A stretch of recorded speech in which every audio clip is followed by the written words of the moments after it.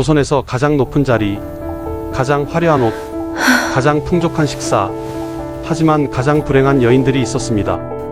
새벽 4시 기상, 밤 11시 취침, 19시간 동안 단 한순간도 쉴 수 없었던 삶. 이것이 조선 왕실 여성들의 진짜 모습이었습니다. 이제부터 여러분께 들려드릴 이야기는 역사책에 기록되지 않은 그녀들의 하루입니다. 화려한 의복과 귀한 음식 뒤에 감춰진 눈물의 시간들입니다. 이 이야기가 궁금하시다면 영상 끝까지 함께 해주시기 바랍니다. 구독과 좋아요는 이 채널에 큰 힘이 됩니다. 1759년 12월 어느 겨울밤, 창덕궁의 고요한 어둠 속에 세 곳의 처소에서 동시에 흐느끼는 소리가 들려왔습니다. 대조전, 경춘전, 그리고 친방. 조선 최고의 권력을 가진 여인들, 왕의 사랑을 받는 여인들, 그리고 왕실을 받드는 여인들이 같은 시각 눈물을 흘리고 있었습니다.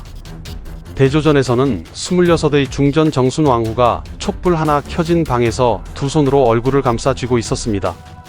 19시간 동안 단 한 번도 흐트러짐 없이 유지했던 완벽한 미소가 사라진 얼굴에는 깊은 피로와 외로움만이 가득했습니다.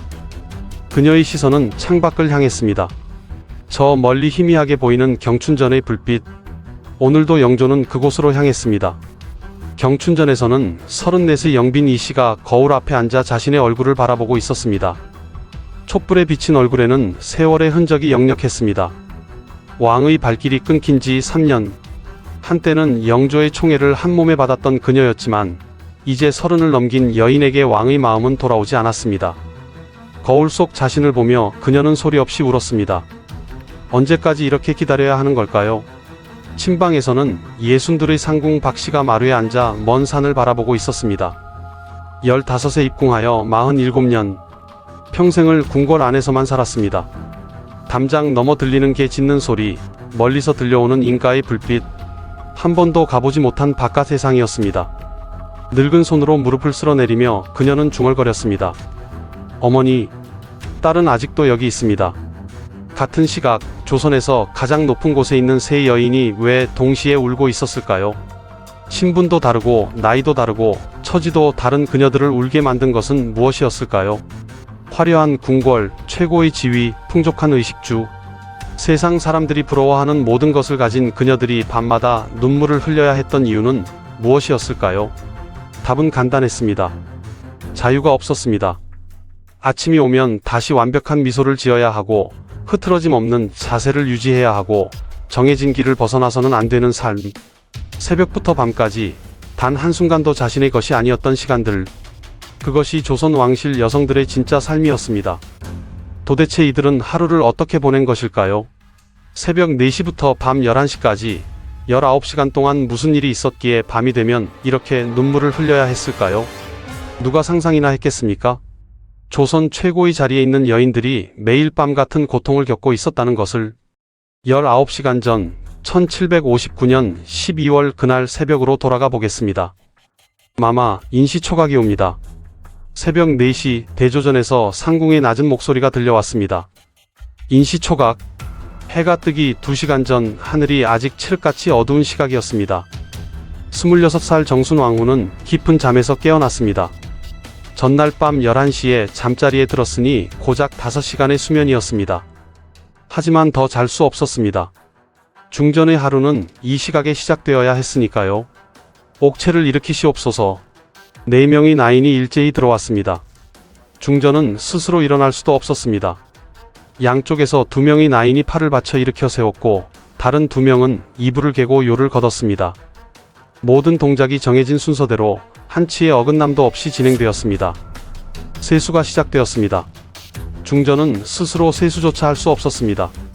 한 나인이 따뜻한 물을 떠서 대야에 담고 다른 나인이 흰 명주 수건을 적셔 중전의 얼굴을 조심스럽게 닦았습니다. 또 다른 나인은 빗을 준비하고 마지막 나인은 의복을 펼쳐 놓았습니다. 이 모든 과정은 국조 오레이에 정확히 명시되어 있었습니다. 한 동작이라도 순서가 바뀌면 불경이 되었습니다. 새벽 4시 30분 차기가 시작되었습니다. 중전의 아침 의복은 모두 12겹이었습니다. 속적삼부터 시작하여 속속꽃, 단속꽃, 바지, 속치마, 겉치마, 저고리, 당의, 원삼, 화로까지 각 옷마다 담당 라인이 정해져 있었고 입는 순서와 방법이 엄격히 규정되어 있었습니다. 한 겹 한 겹 옷을 입을 때마다 중전의 몸은 무거워졌습니다. 모든 의복을 착용하는 데에만 1시간이 걸렸습니다. 같은 시각 경춘전에서는 영빈 이 씨가 눈을 떴습니다. 34의 그녀는 중전보다 30분 늦게 기상했습니다. 후궁은 중전보다 늦게 일어나야 했습니다. 먼저 일어나는 것은 불경이었습니다. 하지만 그녀도 새벽잠을 충분히 잘 수는 없었습니다. 혹시나 하는 마음 때문이었습니다. 혹시 오늘은 왕께서 이곳으로 오시지 않을까? 3년 동안 끊긴 왕의 발걸음이 다시 이곳으로 향하지 않을까? 영빈 이 씨는 거울 앞에 앉았습니다. 2명의 나인이 시중을 들었습니다. 중전의 4명보다 적었습니다. 후궁의 예우는 중전보다 낮았고 시중 드는 나인의 수도 그에 따라 정해졌습니다. 거울을 보며 그녀는 한숨을 쉬었습니다. 얼굴에 주름이 늘었습니다. 30을 넘긴 여인에게 세월은 가혹했습니다. 젊고 아름다운 후궁들이 계속 들어오는데 늙어가는 자신에게 왕의 마음이 돌아올 리 없었습니다. 하지만 포기할 수 없었습니다. 그녀는 나인에게 명했습니다. 오늘은 더 정성스럽게 단장하거라. 중전보다 늦게, 그러나 중전보다 더 아름답게. 그것이 후궁이 왕의 마음을 되찾을 수 있는 유일한 방법이었습니다. 분을 바르고 연지를 찍고 머리를 빗었습니다. 거울 속 자신을 보며 그녀는 속으로 되뇌었습니다. 오늘은 오실까? 새벽 3시 30분, 침방에서는 이미 모든 궁녀들이 일어나 있었습니다. 궁녀들은 누구보다 먼저 일어나야 했습니다. 왕실의 여성들이 잠에서 깨기 전에 모든 준비를 마쳐야 했기 때문입니다. 62의 상궁 박씨는 어린 궁녀들을 깨웠습니다. 일어나거라. 해가 뜨기 전에 대청 청소를 마쳐야 한다. 15에서 20 사이의 어린 궁녀들이 부스스한 눈을 비비며 일어났습니다. 그녀들의 하루는 왕실의 그 누구보다 일찍 시작되었습니다. 조선 왕조실록 영조 31년 기록에는 이렇게 적혀 있습니다. 궁녀들은 묘시 오전 5-7시 이전에 모든 청소를 마쳐야 한다. 상궁 박씨는 어린 궁녀들을 이끌고 대전으로 향했습니다. 겨울 새벽의 차가운 공기가 뼈를 파고들었습니다. 우물에서 길어온 물은 얼음장처럼 차가웠습니다. 맨손으로 그 물의 걸레를 적셔 마루를 닦았습니다. 손이 얼어붙어 감각이 없어졌습니다. 하지만 멈출 수 없었습니다. 해가 뜨기 전 왕께서 일어나시기 전에 모든 청소를 마쳐야 했습니다. 손이 얼어붙습니다. 상궁마마. 어린 궁녀 하나가 울먹이며 말했습니다. 상궁 박씨는 그 궁녀의 손을 잡아주었습니다. 새빨갛게 부어오른 손이었습니다. 하지만 따뜻한 물을 줄 수는 없었습니다. 차가운 물로 닦아야 마루가 얼지 않았습니다. 참거라. 47년을 이렇게 살아온 나도 아직 살아있지 않느냐. 상궁 박씨는 자신의 손을 보았습니다. 47년 동안 차가운 물에 담근 손은 이미 굳은 살투성이었습니다. 15에 입궁하여 62. 평생을 궁궐에서 살았습니다. 바깥 세상은 한 번도 나가보지 못했습니다. 새벽 5시 하늘이 조금씩 밝아오기 시작했습니다. 대조전의 정순왕후는 모든 의복을 갖춰 입고 거울 앞에 앉았습니다. 나인이 머리를 빗기 시작했습니다. 중전의 머리는 큰 머리였습니다. 쪽을 찌고 그 위에 다래를 얹고 비녀를 꽂고 떨잠을 꽂고 첩지를 붙이는 데에만 30분이 걸렸습니다. 머리 하나에 사용되는 장신구만 15가지였습니다. 모든 준비가 끝났을 때는 새벽 5시 30분이었습니다. 잠에서 깬 지 1시간 30분 만이었습니다. 정순왕후는 거울 속 자신을 보았습니다. 완벽하게 차려입은 모습이었습니다. 하지만 그 화려한 의복과 장신구 속에서 그녀는 숨이 막혔습니다. 12겹의 옷은 몸을 조이고 무거운 머리 장식은 목을 눌렀습니다. 하지만 표정은 흐트러뜨릴 수 없었습니다. 중전의 얼굴은 언제나 평온해야 했습니다. 이렇게 시작된 하루는 해가 질 때까지 멈추지 않았습니다. 아니, 해가 진 후에도 계속되었습니다. 새벽 4시부터 밤 11시까지 19시간 동안 조선 왕실의 여인들은 단 한순간도 자신의 시간을 가질 수 없었습니다. 새벽 6시 대조전에서 종이 울렸습니다. 조현내가 시작되는 시각이었습니다. 정순왕후는 자리에서 일어났습니다. 이제부터 3시간 동안 그녀는 끊임없이 절을 하고 문안을 드려야 했습니다. 첫 번째 문안은 대왕대비전이었습니다. 영조의 계모인 선의왕후께 문안을 드리러 가는 길이었습니다. 6명의 나인과 2명의 상궁이 수행했습니다. 중전이 걸어가는 속도조차 정해져 있었습니다. 너무 빠르지도 너무 느리지도 않게. 국조 오레이에는 이렇게 적혀 있습니다. 중전은 일보에 한 호흡을 하며 걸어야 한다. 대왕 대비전에 도착했습니다. 정순 왕후는 문 앞에서 먼저 무릎을 꿇었습니다. 상궁이 안으로 들어가 아뢰었습니다. 중전마마께 없어 문안을 여쭈러 오셨나이다. 들라 하여라. 안으로 들어간 정순 왕후는 대왕 대비 앞에서 큰 절을 올렸습니다. 사배를 올렸습니다. 4번의 절이었습니다. 절 한 번에 30초가 걸렸습니다. 4번의 절을 올리는데 2분이 걸렸습니다. 대왕 대비마마, 옥후 평안하시옵니까? 그러하다. 내 몸은 안녕하더냐? 황공하옵니다.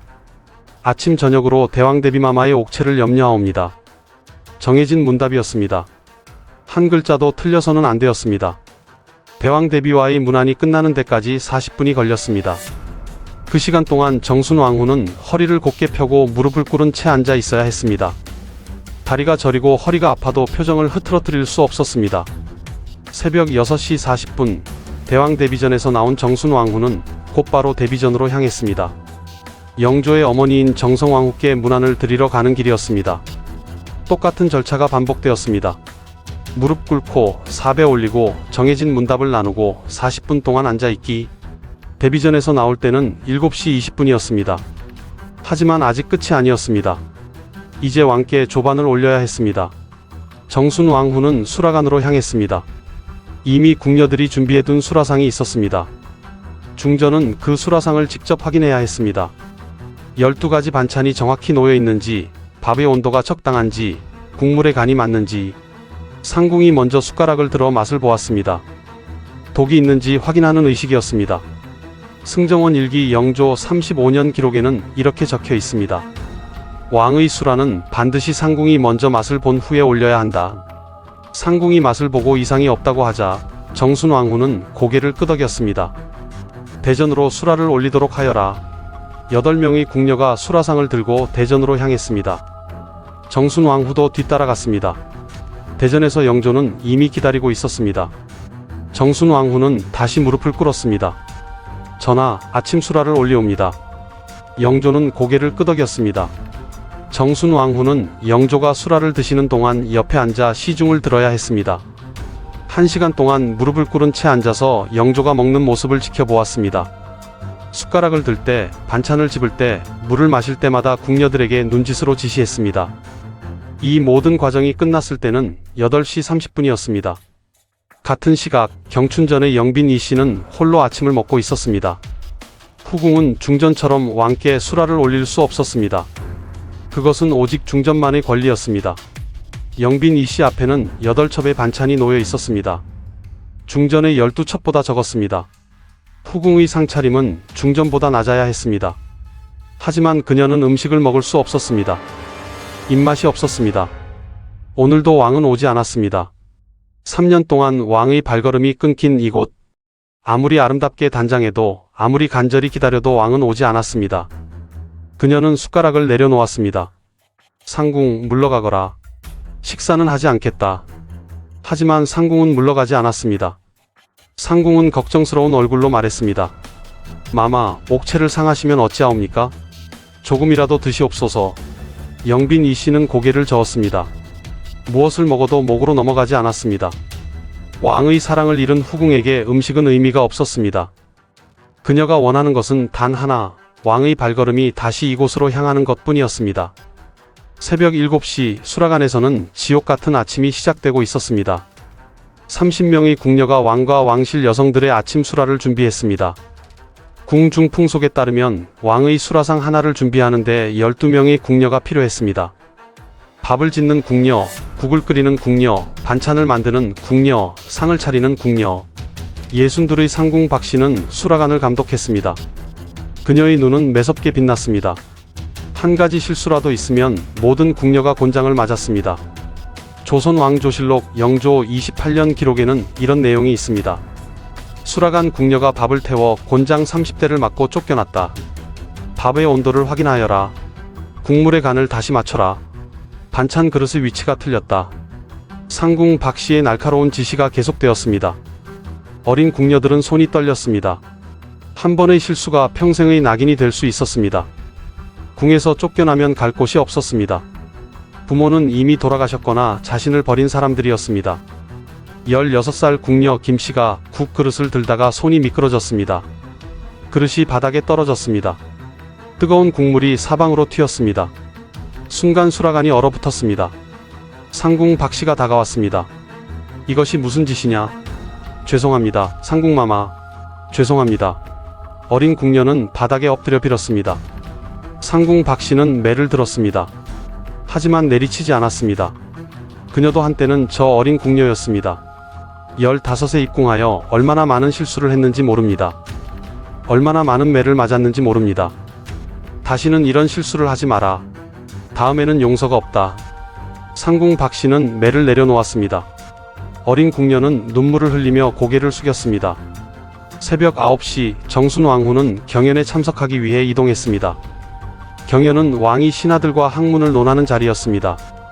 중전은 그 자리에 참석해야 했습니다. 하지만 말을 해서는 안 되었습니다. 그저 옆에 앉아서 왕과 신하들의 대화를 듣기만 해야 했습니다. 2시간 동안 정순왕후는 움직이지 않고 앉아 있었습니다. 허리를 곧게 펴고 두 손을 무릎 위에 가지런히 올려놓고 시선은 바닥을 향한 채 경연이 끝날 때까지 그 자세를 유지해야 했습니다.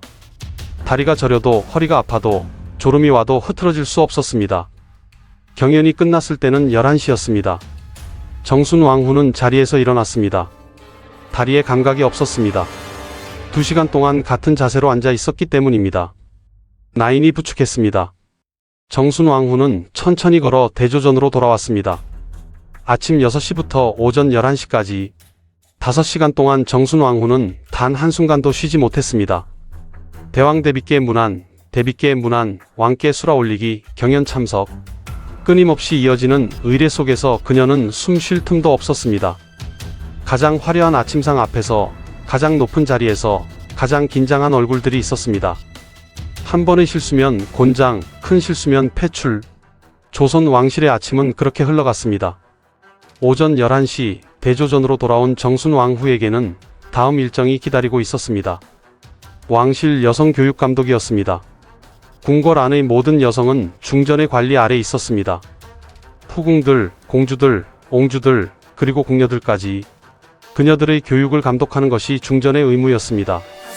교육청으로 향하는 길에 정순왕후는 몸이 무거웠습니다. 새벽 4시에 일어나 7시간 동안 쉬지 않고 움직였습니다. 12겹이 무거운 의복은 몸을 짓눌렀습니다. 하지만 쉴 수 없었습니다.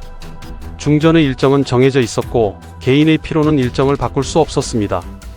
교육청에는 10명의 어린 공주와 옹주들이 앉아 있었습니다. 나이는 7살부터 15살까지였습니다. 그녀들은 소학을 배우고 있었습니다. 정순왕후가 들어오자 모두 일어나 절을 올렸습니다. 중전마마께 문안 여쭈옵니다. 앉거라. 오늘은 무엇을 배우고 있느냐? 소학의 효도 편을 배우고 있어옵니다. 정순왕후는 고개를 끄덕이고 한쪽에 앉았습니다. 1시간 동안 그녀는 아이들이 글을 읽는 것을 지켜보았습니다. 가끔 질문을 하고 대답을 들었습니다. 국조 오레이에는 이렇게 적혀 있습니다. 중전은 왕실 여성의 교육을 직접 감독하여 덕을 닦게 해야 한다. 정오가 되었습니다. 점심시간이었습니다. 하지만 정순왕후에게 점심시간은 휴식이 아니었습니다. 또 다른 의례의 시작이었습니다. 중전의 점심 수라상이 차려졌습니다. 12첩의 반찬, 밥, 국, 김치, 장. 화려한 상차림이었습니다. 하지만 정순왕후는 그 음식을 마음껏 먹을 수 없었습니다. 중전이 식사하는 모습을 지켜보는 사람이 너무 많았기 때문입니다. 6명의 나인이 주변에 서 있었습니다. 수라를 올리는 나인, 물을 따르는 나인, 수저를 올리는 나인, 빈 그릇을 치우는 나인. 모두 정순왕후의 얼굴을 지켜보고 있었습니다. 궁중 풍속에 따르면 중전의 식사는 공개적으로 이루어졌습니다. 은밀하게 식사할 수 없었습니다. 정순왕후는 천천히 숟가락을 들었습니다. 밥을 한 숟가락 떠서 입에 넣었습니다. 씹는 속도도 정해져 있었습니다. 너무 빠르지도 너무 느리지도 않게, 우아하게 품위 있게. 중전의 모든 동작은 왕실의 격식이었습니다. 하지만 입맛이 없었습니다. 아무리 맛있는 음식이라도 3,000명이 지켜보는 식사는 즐거울 수 없었습니다. 정순왕후는 몇 숟가락 먹고 수저를 내려놓았습니다. 물러가거라. 마마, 수라를 더 드시옵소서. 충분하다. 물러가거라. 나인들이 수라상을 물렸습니다. 정순 왕후는 실제로 배가 고팠지만 더 먹을 수 없었습니다. 중전이 음식을 많이 먹는 것은 품위 없는 일로 여겨졌습니다. 궁중풍 속에는 이렇게 적혀 있습니다. 중전은 식사를 적게 하여 덕을 보여야 한다.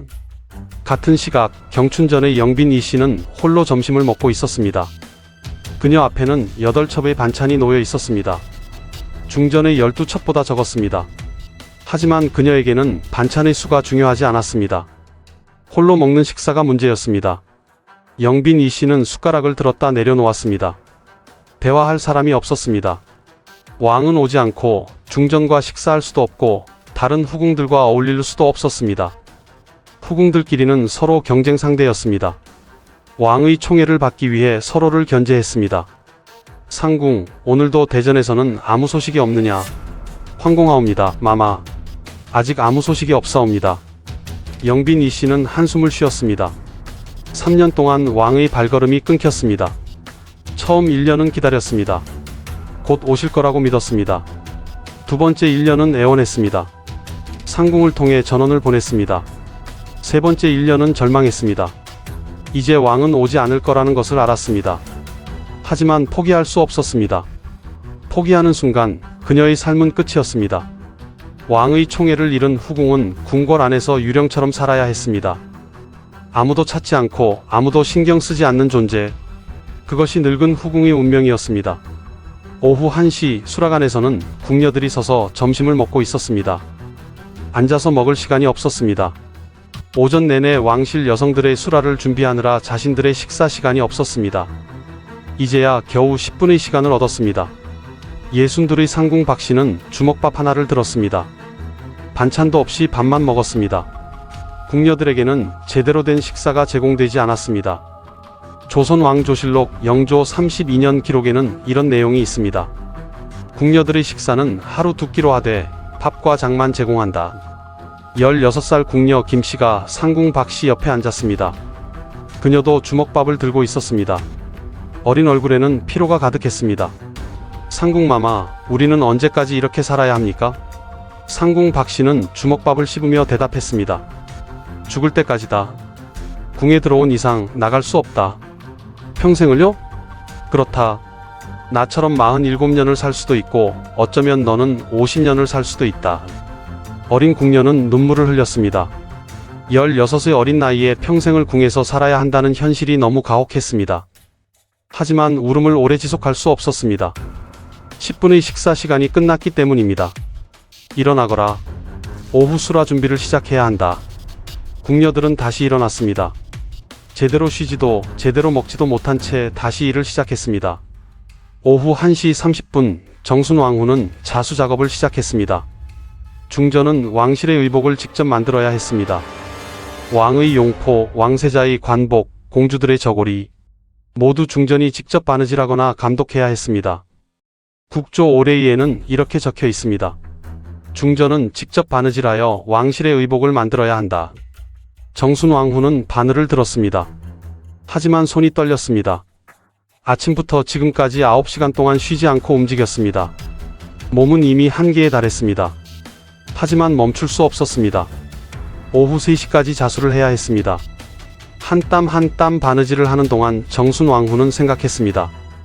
이것이 과연 내가 원했던 삶일까? 19의 중전이 되었을 때 나는 행복할 줄 알았습니다. 조선 최고의 자리, 모든 여인이 부러워하는 위치. 하지만 7년이 지난 지금 나는 행복하지 않습니다. 자유가 없었습니다. 아침에 일어나는 시간부터 밤에 잠드는 시간까지 모든 것이 정해져 있었습니다. 무엇을 먹을지, 무엇을 입을지, 누구를 만날지, 어디로 갈지 모든 것이 규정되어 있었습니다. 중전은 자신의 의지로 아무것도 결정할 수 없었습니다. 오후 3시 자수 작업이 끝났습니다. 정순 왕후는 바늘을 내려놓았습니다. 손가락 끝에 바늘 자국이 남아 있었습니다. 나인이 다가와 말했습니다. 마마, 잠시 쉬시옵소서. 정순 왕후는 고개를 저었습니다. 아니다. 다음 일정이 무엇이냐? 사대부 부인들을 접견하셔야 하옵니다. 정순 왕후는 한숨을 쉬었습니다. 오늘도 끝이 없는 일정이었습니다. 하지만 일어서야 했습니다. 중전의 의무는 멈추지 않았습니다. 오후 3시 정순왕후는 첩견실로 향했습니다. 오늘은 영의정 홍봉안의 부인이 입궐했습니다. 왕실과 사대부 가문의 관계를 유지하기 위해 중전은 정기적으로 사대부 부인들을 첩견해야 했습니다. 승정원 일기 영조 35년 기록에는 이렇게 적혀 있습니다. 중전은 매월 보름에 정의품 이상 대신의 부인을 첩견한다. 접견실에 들어서자 홍봉안의 부인이 절을 올렸습니다. 정순왕후는 상석에 앉았습니다. 1시간 동안 그녀는 홍봉안 부인과 예의 바른 대화를 나누어야 했습니다. 날씨 이야기, 자녀 이야기, 왕실의 안녕을 기원하는 말들. 형식적이고 무의미한 대화였지만 중전은 미소를 지어야 했습니다. 홍 부인, 댁의 따님이 벌써 혼기라 들었소. 황공하옵니다, 마마. 아직 어린아이옵니다. 좋은 혼처를 찾으시기 바라오. 마마의 은혜로 좋은 인연을 만나기를 기원하옵니다. 1시간 동안 이런 대화가 반복되었습니다. 정순왕후는 마음속으로 한숨을 쉬었습니다. 이 시간이 얼마나 무의미한지 알고 있었습니다. 하지만 중전의 의무였습니다. 왕실과 사대부의 관계를 유지하는 것, 그것이 중전의 역할이었습니다. 오후 4시 홍봉안 부인이 물러갔습니다. 정순왕후는 잠시 혼자 남았습니다. 이 순간만큼은 아무도 없었습니다. 그녀는 창밖을 바라보았습니다. 저 멀리 경춘전이 보였습니다. 영빈 이 씨가 사는 곳이었습니다. 정순왕후는 복잡한 감정을 느꼈습니다. 영빈 이 씨는 왕의 총애를 받았던 후궁이었습니다. 지금은 왕의 발걸음이 끊겼지만 한때는 왕이 매일 밤 그곳으로 향했습니다. 중전인 자신을 두고 후궁에게 간 왕. 그 기억은 아직도 가슴을 아프게 했습니다. 하지만 질투할 수 없었습니다. 중전은 질투를 표현해서는 안 되었습니다. 국조 오레이에는 이렇게 적혀 있습니다. 중전은 왕의 총애가 어느 후궁에게 가더라도 평온한 마음을 유지해야 한다. 질투는 중전의 덕을 해치는 감정이었습니다. 정순왕후는 눈을 감았습니다. 참고 또 참아야 했습니다. 감정을 드러낼 수 없었습니다. 중전은 언제나 평온해야 했습니다. 기쁨도 슬픔도 분노도 질투도 표현할 수 없었습니다. 완벽한 가면을 써야 했습니다. 같은 시각 경춘전의 영빈 이 씨는 창밖을 바라보고 있었습니다. 저 멀리 대조전이 보였습니다. 정순왕후가 사는 곳이었습니다. 그녀의 마음속에는 복잡한 감정이 소용돌이쳤습니다. 저곳에 내가 있었어야 하는데. 영빈 이 씨는 중얼거렸습니다. 그녀는 중전이 되지 못한 것을 평생 후회했습니다. 왕의 총애를 받았을 때 그녀는 꿈꾸었습니다. 언젠가는 중전이 될 수 있을 거라고. 하지만 왕실의 법도는 엄격했습니다. 후궁은 중전이 될 수 없었습니다. 영조는 젊은 정순왕후를 중전으로 맞이했습니다. 그때 영빈 이 씨는 30이었습니다. 왕의 총애는 점점 젊은 중전에게로 옮겨갔습니다. 아니, 총애라기보다는 의무였습니다. 왕은 중전과 함께 있어야 했습니다. 그것이 왕의 책임이었습니다. 3년이 지났습니다. 왕의 발걸음은 완전히 끊겼습니다. 34의 영빈 이 씨는 이제 왕실에서 잊혀진 존재였습니다. 젊고 아름다운 후궁들이 계속 들어왔습니다. 그녀들에게 왕의 마음이 가는 것을 보며 영빈 이 씨는 절망했습니다. 참고 또 참았습니다. 영빈 이 씨는 눈물을 흘렸습니다. 매일 얼굴을 마주해야 하는 고통이었습니다.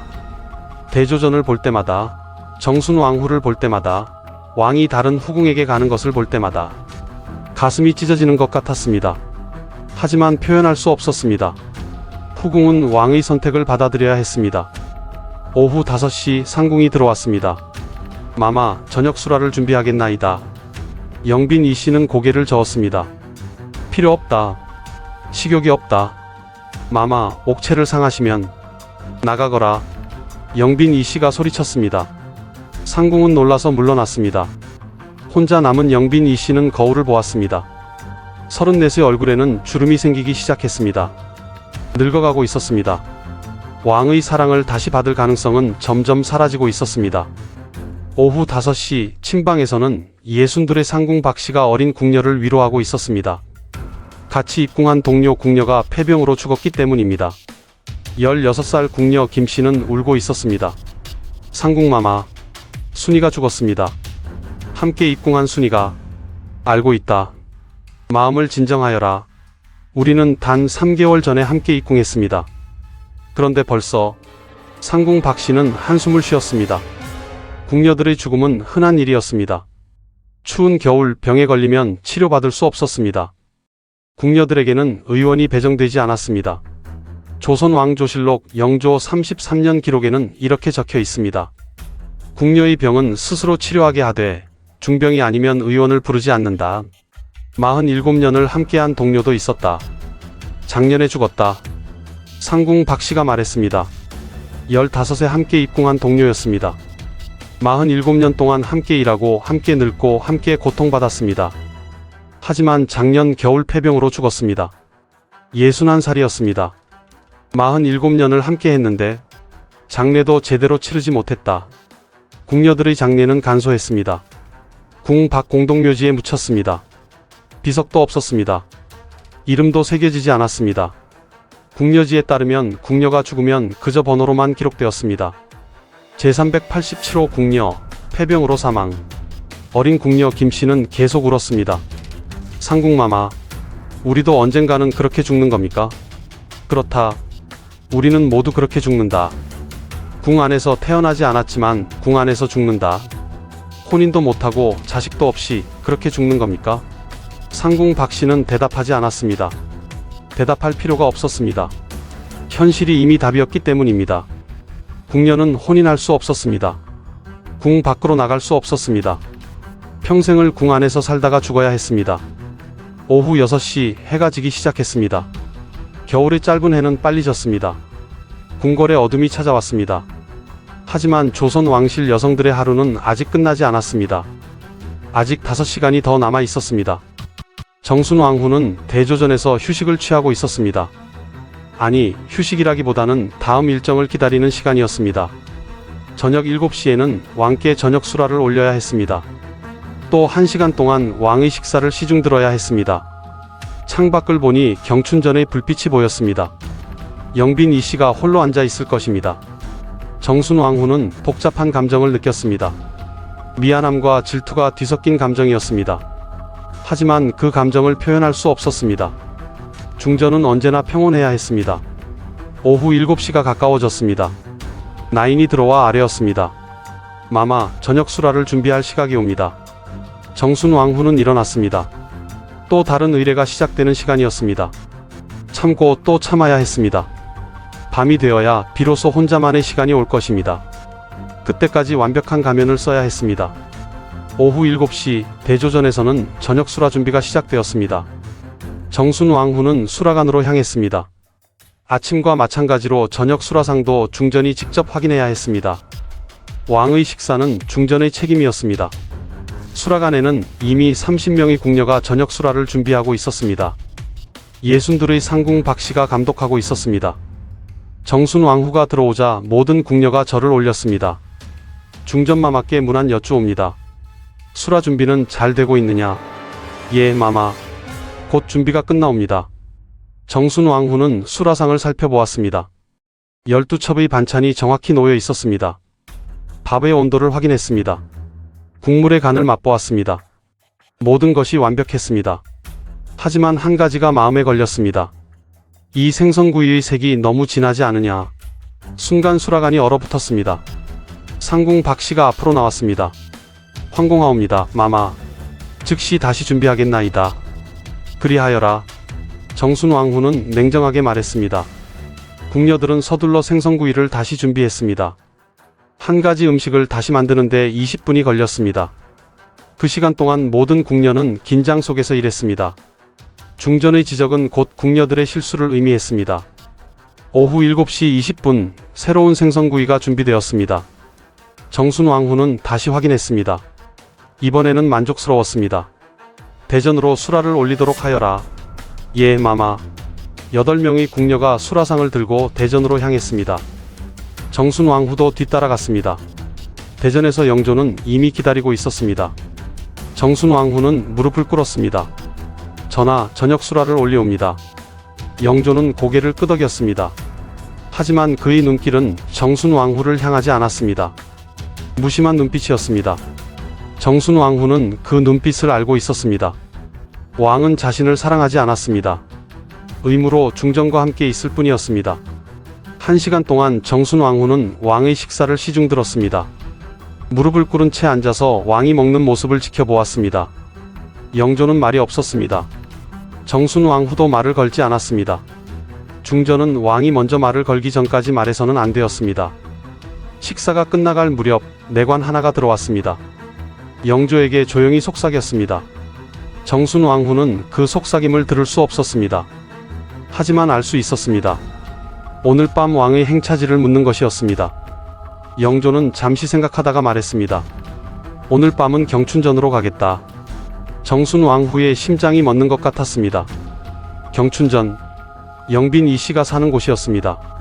3년 만에 왕이 그곳으로 간다는 것이었습니다. 정순왕후는 고개를 숙였습니다. 표정을 드러낼 수 없었습니다. 중전은 왕의 선택에 대해 어떤 감정도 표현해서는 안 되었습니다. 예, 전하. 명을 받들겠나이다. 정순왕후는 차분하게 대답했습니다. 하지만 가슴속에서는 무언가가 부서지는 소리가 들렸습니다. 왕은 자신이 아닌 다른 여인에게 가는 것이었습니다. 중전인 자신을 두고 후궁에게 가는 것이었습니다. 식사가 끝났습니다. 정순왕후는 물러나왔습니다. 대조전으로 돌아오는 길, 그녀는 눈물을 참았습니다. 나인들 앞에서 울 수 없었습니다. 중전은 언제나 강해야 했습니다. 같은 시각 경춘전에서는 영빈 이씨가 거울 앞에 앉아 있었습니다. 저녁 식사도 하지 않은 채 하루 종일 방 안에만 있었습니다. 상궁이 들어왔습니다. 마마, 대전에서 소식이 왔나이다. 영빈 이씨는 무심하게 물었습니다. 무슨 소식이냐? 오늘 밤 전하께 없어 이곳으로 행차하신다 하옵니다. 순간 영빈 이씨는 귀를 의심했습니다. 3년 만이었습니다. 3년 동안 끊겼던 왕의 발걸음이 다시 이곳으로 향한다는 것이었습니다. 그녀는 떨리는 목소리로 물었습니다. 정말이냐? 정말 전하께서 오신다는 것이냐? 예, 마마. 곧 도착하실 것이옵니다. 영빈 이씨는 눈물을 흘렸습니다. 3년 동안 기다렸습니다. 매일 밤 혼자 울면서 기다렸습니다. 그리고 드디어 왕이 돌아왔습니다. 그녀는 급히 일어났습니다. 어서 준비하여라. 목욕물을 준비하고 의복을 꺼내고 향을 피워라. 상궁과 나인들이 바쁘게 움직였습니다. 영빈 이씨는 목욕을 했습니다. 향기로운 물에 몸을 씻었습니다. 3년 동안 준비했던 순간이었습니다. 가장 아름다운 모습으로 왕을 맞이해야 했습니다. 목욕을 마치고 의복을 입었습니다. 가장 아름다운 저고리와 치마를 입었습니다. 머리를 빗고 장신구를 꽂았습니다. 분을 바르고 연지를 찍었습니다. 2시간 동안 그녀는 준비했습니다. 오후 9시 왕이 도착했습니다. 영빈 이씨는 문 앞에서 무릎을 꿇고 맞이했습니다. 전하, 신첩이 황공하게도 전하를 맞이하옵니다. 영조는 그녀를 보았습니다. 3년 만에 보는 얼굴이었습니다. 34의 영빈 이씨는 여전히 아름다웠습니다. 하지만 세월의 흔적이 역력했습니다. 영조는 안으로 들어갔습니다. 영빈 이씨는 왕을 모셨습니다. 차를 따르고 과일을 올리고 옆에 앉았습니다. 하지만 왕은 말이 없었습니다. 그저 창밖을 바라볼 뿐이었습니다. 영빈 이씨는 조심스럽게 말을 걸었습니다. 전하, 3년 동안 신첩은 전하를 그리워했나이다. 그러하냐? 영조의 대답은 무심했습니다. 영빈 이씨는 가슴이 아팠습니다. 왕은 사랑이 아니라 의무로 온 것이었습니다. 중전에게도 의무로 가고 후궁에게도 의무로 오는 것이었습니다. 왕실의 여인들은 모두 왕의 의무였습니다. 밤이 깊어갔습니다. 영조는 영빈 이씨와 함께 밤을 보냈습니다. 하지만 사랑은 없었습니다. 그저 왕의 의무를 다하는 것뿐이었습니다. 영빈 이씨는 그것을 알고 있었습니다. 하지만 받아들여야 했습니다. 후궁은 왕의 선택을 받아들이는 것이 의무였습니다. 같은 시각 대조전의 정순왕후는 홀로 앉아 있었습니다. 창밖으로 경춘전의 불빛이 보였습니다. 왕이 저곳에 있었습니다. 자신이 아닌 다른 여인과 함께 있었습니다. 정순왕후는 눈물을 삼켰습니다. 국모는 질투할 수 없습니다. 그녀는 중얼거렸습니다. 국조 오레이에 적힌 구절이었습니다. 중전은 왕의 총애가 어디로 가든 평온해야 했습니다. 질투는 중전의 덕을 해치는 감정이었습니다. 하지만 어떻게 질투하지 않을 수 있겠습니까? 자신의 남편이 다른 여인에게 가는데 어떻게 평온할 수 있겠습니까? 정순왕후는 혼자 울었습니다.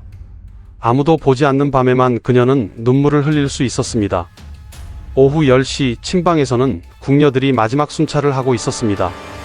62의 상궁 박씨는 어린 궁녀들을 이끌고 궁궐 곳곳을 돌았습니다. 불은 모두 꺼졌는지, 문은 모두 잠겼는지, 이상한 기척은 없는지 확인했습니다. 마지막 청소도 해야 했습니다. 대전의 마루를 닦고 뜰을 쓸고 화장실을 청소했습니다. 궁녀지에 따르면 궁녀의 하루는 오후 10시에 끝났습니다. 새벽 3시 30분부터 오후 10시까지 18시간 30분 동안 궁녀들은 일했습니다. 오후 10시 30분 모든 일이 끝났습니다. 상궁 박씨는 침방으로 돌아왔습니다. 어린 궁녀들도 하나둘 돌아왔습니다. 모두 지쳐 있었습니다. 말없이 자리에 누웠습니다. 상궁 박씨는 창밖을 바라보았습니다. 담장 너머로 희미한 불빛이 보였습니다. 궁 밖의 인가였습니다. 저곳에는 자유가 있었습니다. 가족과 함께 저녁을 먹고 웃으며 이야기를 나누고 편안히 잠드는 평범한 삶이 있었습니다. 하지만 그녀는 47년 동안 그 삶을 경험하지 못했습니다. 15세 입궁하여 62, 평생을 궁 안에서만 살았습니다. 바깥 세상은 한 번도 가보지 못했습니다. 이제는 나갈 수도 없었습니다. 늙어서 쓸모 없어진 궁녀는 궁 안에서 죽어야 했습니다. 바깥 세상은 얼마나 변했을까? 상궁 박씨는 중얼거렸습니다. 47년 동안 세상은 많이 변했을 것입니다. 하지만 그녀는 알 수 없었습니다. 궁궐은 시간이 멈춘 곳이었습니다. 밖에서는 세월이 흘러도 궁 안에서는 모든 것이 그대로였습니다. 밤 10시 경춘전에서는 영조가 일어났습니다. 영빈 이씨는 왕을 배웅했습니다. 무릎을 꿇고 절을 올렸습니다. 전하, 평안히 가시옵소서.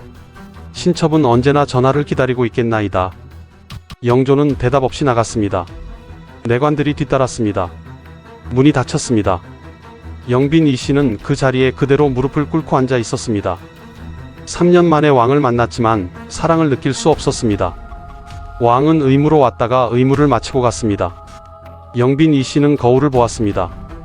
2시간 동안 정성스럽게 단장한 모습이었습니다. 하지만 이제 그 의미가 없었습니다. 왕은 떠났고 다시 언제 올지 알 수 없었습니다. 어쩌면 오늘이 마지막일 수도 있었습니다. 다시 3년을 기다려야 하는 걸까?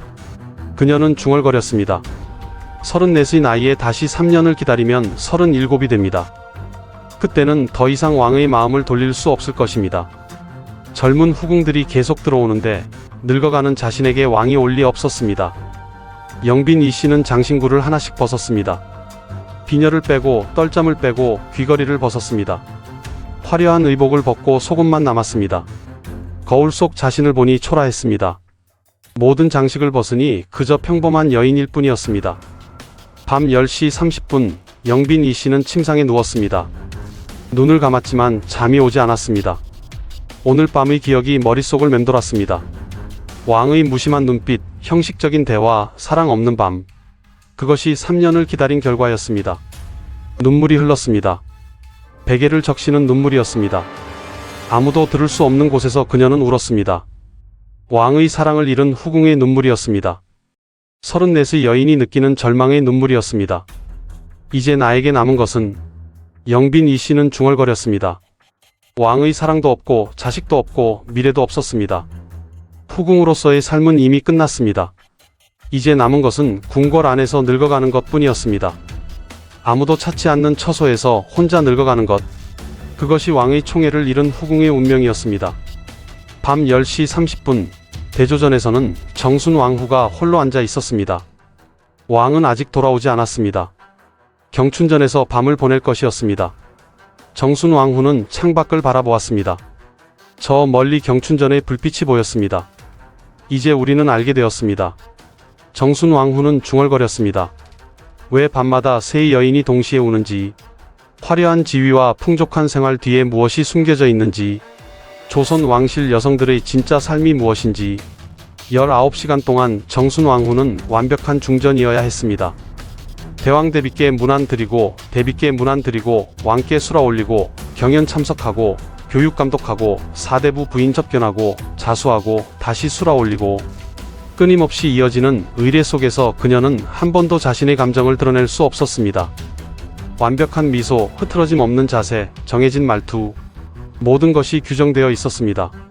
중전은 기쁨도, 슬픔도, 분노도, 질투도 표현할 수 없었습니다. 언제나 평온해야 했습니다. 그것이 중전의 덕이었습니다. 하지만 밤이 되면 달랐습니다. 아무도 보지 않는 밤에는 가면을 벗을 수 있었습니다. 완벽한 중전이 아닌 26살 여인의 모습으로 돌아올 수 있었습니다. 그리고 울 수 있었습니다. 정순왕후는 눈물을 흘렸습니다. 조용히 소리 없이 흘렀습니다. 나인들이 들을까봐 소리를 죽였습니다. 베개에 얼굴을 묻고 울었습니다. 나는 왕비이기 전에 여자였는데. 그녀는 중얼거렸습니다. 19의 중전이 되기 전 그녀도 평범한 소녀였습니다. 웃고 울고 화내고 사랑하는 평범한 소녀였습니다. 하지만 중전이 된 순간 모든 것을 버려야 했습니다. 개인의 감정, 개인의 욕구, 개인의 꿈, 모든 것이 왕실의 규율 앞에서 사라졌습니다. 창밖으로 경춘전의 불빛이 보였습니다. 왕이 저곳에 있었습니다. 자신의 남편이 다른 여인과 함께 있었습니다. 질투가 치밀어 올랐습니다. 하지만 표현할 수 없었습니다. 중전은 질투해서는 안 되었습니다. 국모는 질투할 수 없습니다. 국모는 언제나 평온해야 합니다. 정순왕후는 국조 오레이에 적힌 구절을 되뇌었습니다. 하지만 가슴은 찢어지는 것 같았습니다. 어떻게 평온할 수 있겠습니까? 어떻게 질투하지 않을 수 있겠습니까? 그녀도 사람이었습니다. 감정이 있는 사람이었습니다. 밤 11시 침방에서는 62의 상궁 박씨가 마루에 앉아 있었습니다. 어린 궁녀들은 모두 잠들었습니다. 하지만 그녀는 잠들 수 없었습니다. 너무 많은 생각이 머릿속을 맴돌았습니다. 창밖으로 담장 너머 불빛이 보였습니다. 궁 밖의 인가였습니다. 저곳에는 가족이 있었습니다. 부모, 형제, 자식, 함께 웃고 함께 울고 함께 사는 사람들이 있었습니다. 하지만 그녀에게는 아무것도 없었습니다. 15세 입궁했습니다. 부모는 가난했고 딸 하나를 팔아서 돈을 받았습니다. 조선 왕조실록 영조 8년 기록에는 이렇게 적혀 있습니다. 가난한 집안의 딸들을 궁녀로 선발하되 부모에게 쌀 10섬을 지급한다. 그녀는 쌀 10섬의 값어치였습니다. 입궁한 후 부모를 다시 보지 못했습니다. 궁녀는 궁 밖으로 나갈 수 없었습니다. 부모가 살아있는지 죽었는지도 알 수 없었습니다. 47년 동안 소식 하나 없었습니다. 어머니, 딸은 아직도 여기 있습니다. 상궁 박씨는 중얼거렸습니다. 만약 어머니가 살아계시다면 이제 80이 넘었을 것입니다. 아니, 아마 이미 돌아가셨을 것입니다. 딸의 얼굴도 기억하지 못한 채 돌아가셨을 것입니다. 상궁 박씨는 눈물을 흘렸습니다. 62의 노인이 흘리는 눈물이었습니다. 평생을 궁에서 살았습니다. 혼인도 못하고 자식도 없이 그저 왕실을 섬기며 살았습니다. 이제 남은 시간이 얼마 없었습니다. 어쩌면 1년, 어쩌면 2년, 그리고 죽을 것입니다. 죽으면 궁 밖 공동묘지에 묻힐 것입니다.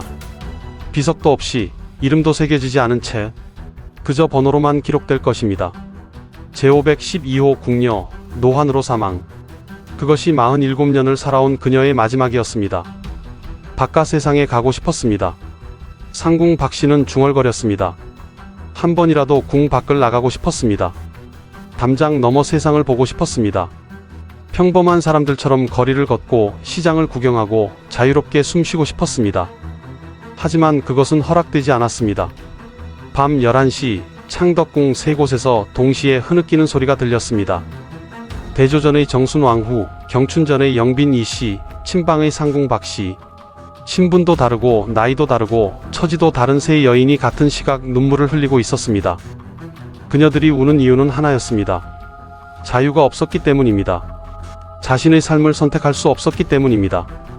조선 최고의 지위에 있지만, 가장 큰 권력을 가지고 있지만, 가장 화려한 옷을 입고 있지만 그녀들은 자유롭지 못했습니다. 궁궐은 황금 세장이었습니다. 아무리 아름답게 꾸며도 아무리 넓어도 여전히 세장이었습니다. 그 안에 갇힌 여인들은 날개를 펼칠 수 없었습니다. 평생을 세장 안에서 살다가 죽어야 했습니다. 230년이 흘렀습니다. 1989년 가을 창덕궁 복원 공사가 진행되고 있었습니다. 오랜 세월 방치되었던 침방을 수리하는 과정에서 놀라운 발견이 있었습니다. 마루 밑에서 낡은 편지 한 통이 발견된 것입니다. 문화재 전문가들이 조심스럽게 편지를 펼쳤습니다. 230년 동안 마루 밑에 숨겨져 있던 편지였습니다. 누렇게 바랜 종이에는 떨리는 글씨로 이렇게 적혀 있었습니다. 어머니, 딸은 여전히 궁궐에 있습니다. 47년이 흘렀습니다. 제가 15세 떠난 이후로 한 번도 집에 돌아가지 못했습니다. 어머니는 건강하십니까?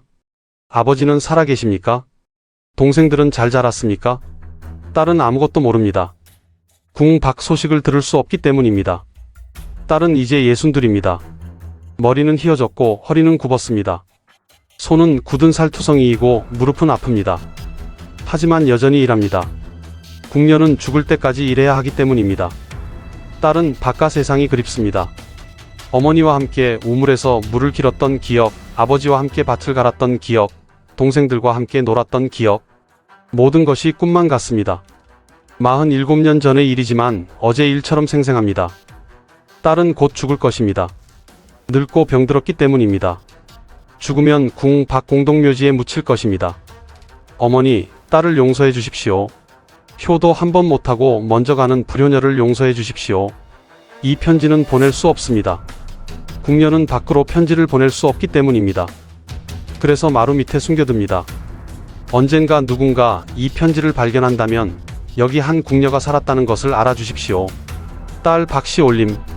편지를 읽은 전문가들은 눈물을 흘렸습니다. 230년 전 예순둘의 궁녀가 남긴 마지막 글이었습니다.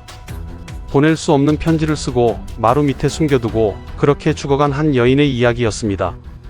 조선 왕조실록을 찾아보았습니다. 영조 36년 1760년 기록에 이런 내용이 있었습니다. 제512호 궁녀 박씨 63의 나이로 노환으로 사망하다. 단 한 줄의 기록이었습니다. 47년을 궁에서 살았던 한 여인의 삶이 단 한 줄로 기록되어 있었습니다. 이름도 없었습니다. 그저 번호만 있었습니다. 제512호. 그녀는 평생 이름이 아닌 번호로 불렸습니다. 사람이 아닌 물건처럼 취급받았습니다. 그것이 조선 궁녀의 삶이었습니다. 연구자들은 더 조사했습니다. 영조시대 궁녀 기록을 찾아보았습니다. 놀라운 사실이 발견되었습니다. 영조 제위 52년 동안 총 3274명의 궁녀가 궁에서 사망했다는 기록이었습니다. 평균적으로 1년에 63명의 궁녀가 죽었습니다. 사망 원인은 다양했습니다. 폐병, 노환, 과로, 학대, 자살. 특히 자살이 많았습니다. 궁녀지에 따르면 1년에 평균 10명의 궁녀가 스스로 목숨을 끊었습니다. 견딜 수 없는 삶이었기 때문입니다. 하지만 역사는 이들을 기억하지 않았습니다. 역사책에는 왕의 업적, 중전의 덕행, 후궁의 총애만 기록되어 있었습니다. 수천 명의 궁녀가 어떻게 살았고 어떻게 죽었는지는 기록되지 않았습니다. 그녀들은 역사의 그림자였습니다. 중전과 후궁의 삶도 크게 다르지 않았습니다. 정순왕후는 영조가 죽은 후 대왕대비가 되었습니다. 하지만 자유를 얻지는 못했습니다. 대왕대비로서 더 많은 의례와 책임이 그녀를 기다리고 있었습니다. 결국 1805년 72의 나이로 창덕궁에서 생을 마감했습니다. 평생을 궁에서 살았습니다. 영빈 이 씨는 그 후 다시는 왕의 총애를 받지 못했습니다. 1759년 그날 밤이 마지막이었습니다. 그녀는 40세까지 살았습니다. 1768년 경춘전에서 홀로 죽었습니다. 죽을 때까지 왕을 기다렸지만 왕은 오지 않았습니다. 역사는 이렇게 말합니다. 정순왕후는 현명한 중전이었다. 영빈 이 씨는 아름다운 후궁이었다. 하지만 그녀들의 눈물은 기록하지 않았습니다. 밤마다 흘렸던 눈물, 참아야 했던 고통, 포기해야 했던 자유. 그 모든 것은 역사의 뒤편에 숨겨졌습니다. 그렇다면 그녀들에게는 행복한 순간이 전혀 없었을까요? 그렇지는 않았습니다. 작은 자유의 순간들이 있었습니다. 새벽에 혼자 후원을 산책하던 순간, 아무도 없는 정원에서 꽃을 바라보며 잠시나마 자유를 느꼈습니다. 궁녀들끼리 몰래 나눈 이야기. 밤늦게 침방에 모여 앉아 웃으며 이야기를 나눴습니다. 담장 넘어 들리던 바깥 세상의 소리, 아이들이 웃는 소리, 개가 짖는 소리, 장사꾼이 외치는 소리. 그 소리들이 그녀들에게는 위로였습니다. 작은 자유가 그녀들을 버티게 했습니다. 완전히 자유롭지는 못했지만 작은 순간의 자유가 그녀들에게 삶의 이유를 주었습니다. 내일도 해가 뜨고 새벽이 오고 다시 작은 자유의 순간이 올 거라는 희망. 그것이 그녀들을 버티게 했습니다. 2025년 오늘날 우리는 어떻게 살고 있을까요? 아침에 몇 시에 일어날지 스스로 정합니다. 무엇을 먹을지, 무엇을 입을지, 누구를 만날지, 어디로 갈지 모든 것을 스스로 선택합니다. 자유롭게 웃고 자유롭게 울고 자유롭게 감정을 표현합니다. 이것이 얼마나 소중한 것인지 우리는 알고 있을까요? 266년 전 조선 왕실의 여인들이 꿈꿨던 삶을 우리는 살고 있습니다. 그녀들이 평생 갈망했던 자유를 우리는 매일 누리고 있습니다. 역사는 왕의 것이었지만 고통은 여성의 것이었습니다. 화려한 왕조사 뒤에는 수만 명의 여성들이 눈물을 흘렸습니다. 그녀들의 희생 위에 조선 왕조가 유지되었습니다. 권력과 지위가 행복을 보장하지 않는다는 것을 우리는 알게 되었습니다.